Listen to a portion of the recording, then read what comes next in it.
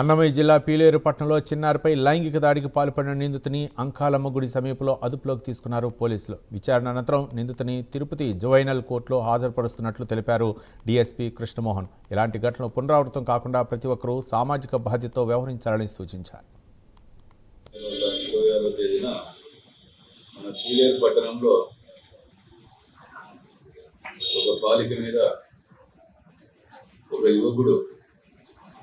అసభ్యంగా ప్రవర్తించినాడని చెప్పి ఆ పాప తల్లి ఒక ఫిర్యాదు మేరకు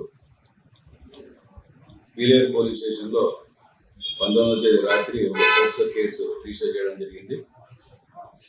దాంట్లో దర్యాప్తులో భాగంగా ఈరోజు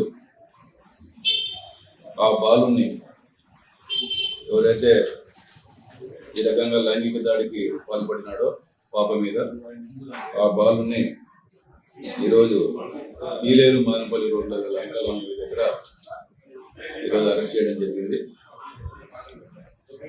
ఆ బాలుని దీంట్లో పూర్తిగా విచారించి ఇతన్ని ఈరోజు మనము తిరుపతిలోని జూనియర్ కోర్టు యందు తరలిస్తాం. Junior court